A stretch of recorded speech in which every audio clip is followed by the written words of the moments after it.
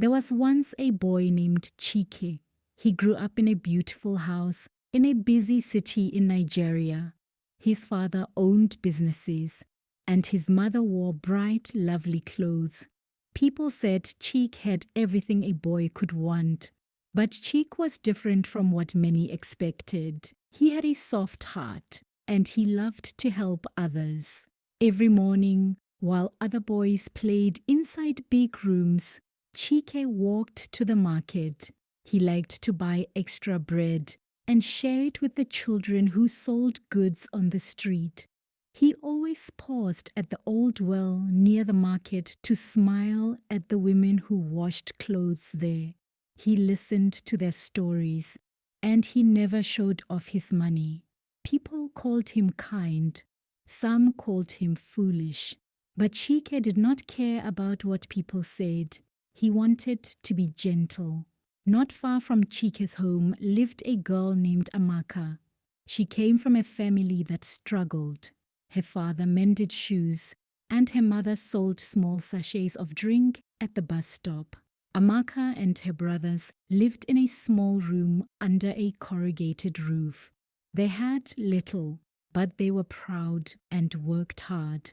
Amaka was the kind of girl who swept the yard before sunrise and carried water without a complaint. She smiled when she could, even when her belly was empty. One day, Chike found Amaka crying quietly under a mango tree. A heavy rain had ruined the little goods she was carrying. Her eyes were wet, and she looked tired. Chike sat beside her and offered his umbrella. He did not give money. He gave her time.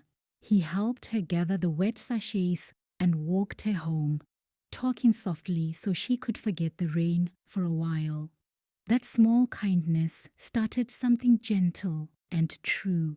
Chike and Amaka began to meet often, sometimes by the market, sometimes near the old well, sometimes under the mango tree. They shared stories.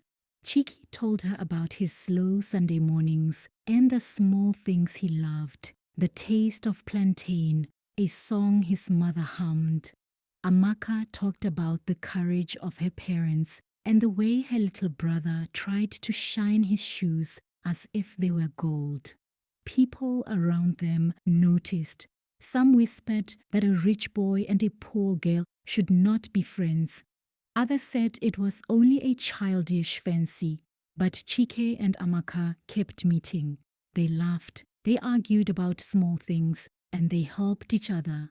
Chike taught Amaka how to read a book carefully. Amaka taught Chike how to fix a torn bag with patience.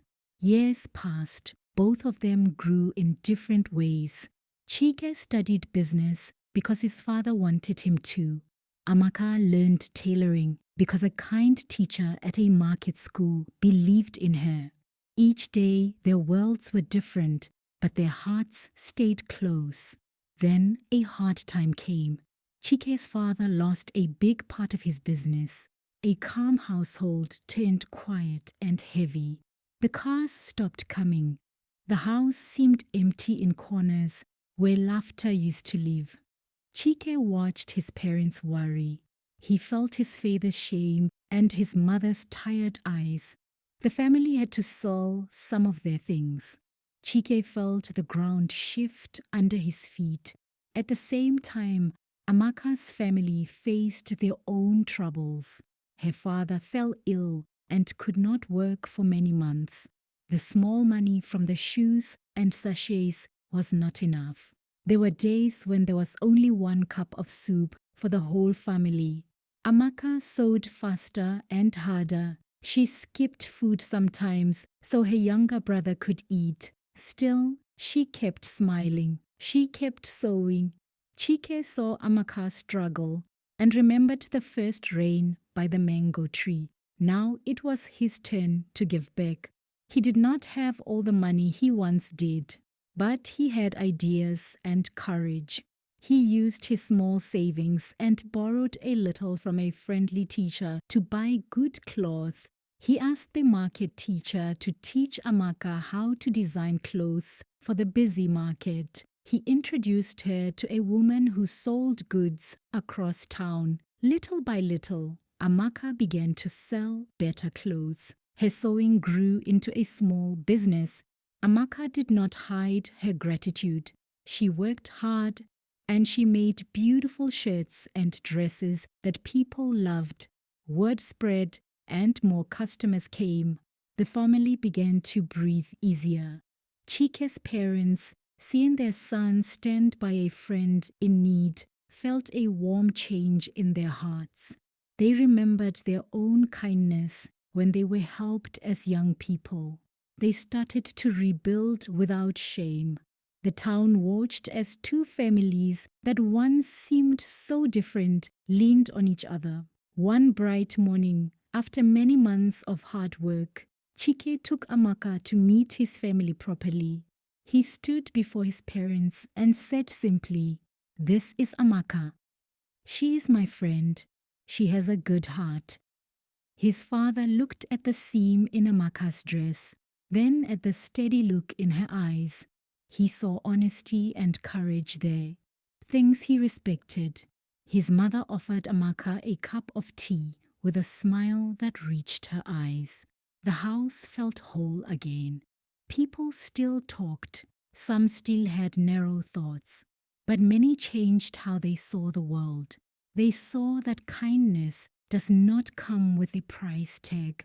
They learned that love can grow where care and hard work meet. Time smoothed the sharp edges of doubt. Chike and Amaka married in a small ceremony under the same mango tree where they first met. It was not grand, but the whole community came. Their friends from the market, the women who washed at the well, and Chike's parents all stood together.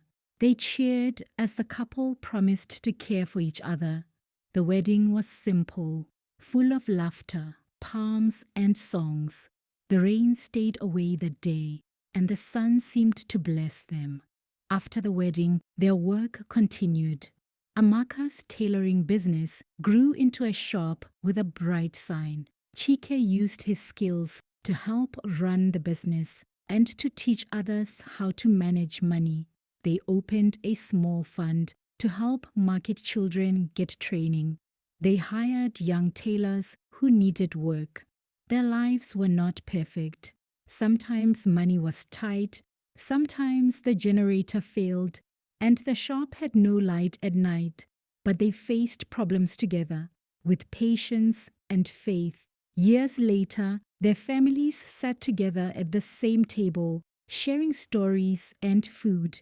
The rich house and the small home had become one family. They raised children who learned to give pizza to hungry friends and to share books with those who had none.